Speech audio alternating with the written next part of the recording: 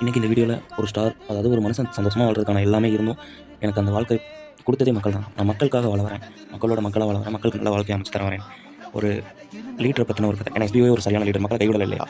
இது கண்டிப்பாக உங்களுக்கு யூஸ்ஃபுல்லாக இருக்கும். அதோட ஃப்ரீ டைம்லேயே ஒரு நல்ல இன்கம் எப்படி ஜென்ரேட் பண்ணுறேன்னு உங்களுக்கு சொல்லித்தர போகிறேன்.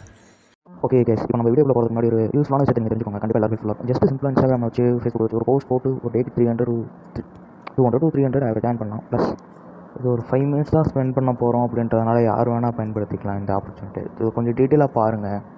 ஸ்கிப் பண்ணாதீங்க. பெரிய தப்பு. தினம் ₹300 சம்பாதிக்க அரிய வாய்ப்பு. இன்ஸ்டாகிராம், ஃபேஸ்புக் பயன்படுத்த தெரிந்தால் போதும். Content post and content publishing மூலமா தினம் ₹300 சம்பாதிக்கலாம். இந்த வேலை செய்ய 5 நிமிடம் போதும். Work training support, group communication support, all language customer live chat support, முக்கியமா சொந்தமா ஒரு பிசினஸ் ஸ்டார்ட் பண்ற அளவுக்கு உங்களால கற்றுக்கொள்ளவும் முடியும், சம்பாதிக்கவும் முடியும். இந்த வேலை வாய்ப்பு வழங்குவது 5 வருடத்திற்கு மேல ரன் ஆகிட்டு இருக்க நம்ம தமிழ்நாட்டு company school of business organisation private limited. மேலும் விவரங்களுக்கு டிஸ்கிரிப்ஷன்ல கொடுத்திருக்க நம்பருக்கு வாட்ஸ்அப் பண்ணுங்க. நாம ஒரு செயல். கர்ணா,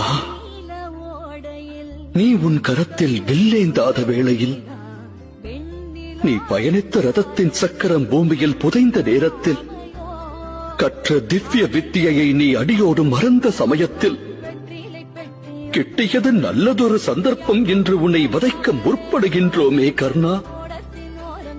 இது ஒன்றே காலம் உள்ளவரை பறைசாற்றும் உன் மாவீரத்தை. பூமியை போட்டிக் கொள்ளும் அளவு வெற்றிலை பற்றும் பெற்றே செல்லமே மானி.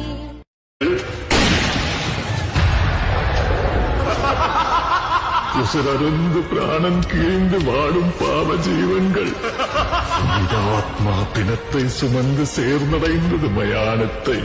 கோணிடுப்பு குனிந்த தலை கடும் சாபம் தலையெழுத்து வாழ்வழித்து கடவுள் மேலே போய்விட்டது நம்பிக்கை. போயே போச்சு நம்பிக்கை.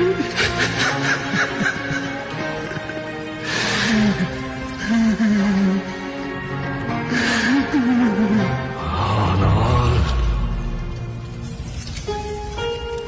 சூத்திரதாரியின் சோதனை எரித்து அகங்காரனின் நெஞ்சை கிழித்து மாயாசுரனை நிர்மூலமாக்கும் துறையாய் நொந்து வென்றவரின் பரவசத்தை சுமந்து வந்தார் ஒரு மகாதாய். கருவினில் என்னை சுமந்து தெருவினில் நீ நடந்தால் தேரினில் ஊர்வலமே அம்மா. ஜோதியாய் ஒரு பெண் எரிமலை ஒன்றை பெற்றெடுத்தார்.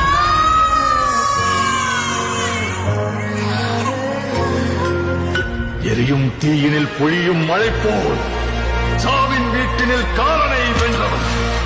ஆணவத்திற்கு எதிராய் கிளர்ச்சி ரூபத்தில் லங்கேஸ்வரனுக்கு எதிராய் வெள்ளேந்தி நின்றார். எரியும் ஜமதக்னி கோபத்தை மீறி சர்வமும் தான் என்ற பரவனை வினவினார். சீரிகிற சிங்கம் வீரனொருவனின் கதை, இதீனை வென்ற வீரனொருவனின் கதை. இதயம் பலர முகிலும் அதிர பயத்தினை அறுத்து கண்டங்களை தனதாக்கி முன்னேறி வந்தார். வேட்டைக்காரரை வேட்டையாட ரணவேட்டையனாய் வந்தார். இனிமே உன் ஜனங்க கோபத்துல ஓட்டு போடணும்னா சோப்பு சின்னத்துல 100 ஓட்டு, சீப்பு சின்னத்துல 200 ஓட்டு போட முடியும். அவ்வளவுதான். என் ஒருத்தனை எதிர்த்து ஒரு தொகுதியில நின்று உன்னால என்ன பண்ண முடியும்? அடுத்து வரப்போற என் ஆட்சி எதிர்கட்சியே இல்லாத ஆட்சி.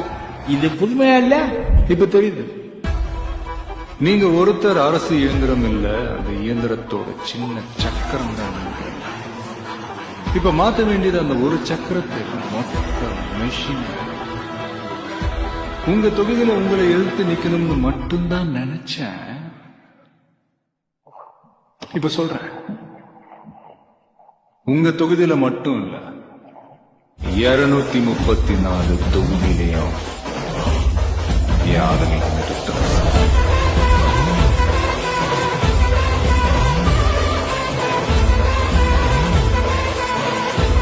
சூரியவர்தன் KGF எப்ப கருடன் கிட்ட கொடுத்தானோ அப்பதான் அந்த மாய கையோட சதி ஆரம்பிச்சது. அதீரா கருடன் அட்டாக் பண்ணான்னு நினைச்சிருந்தாங்க. ஆனா அதுக்கு பின்னாடி இருந்தது இந்த கைதான். டெல்லியில பவரை தொலைக்க வச்சதும், ஷெட்டிய இனாயத்திலில் பக்கம் சாய வச்சதும், ராக்கிக்கு KGF வழிகாட்டினதும் இதே கை. இப்போ அந்த கையை தான் வெட்ட போயிருக்கான்.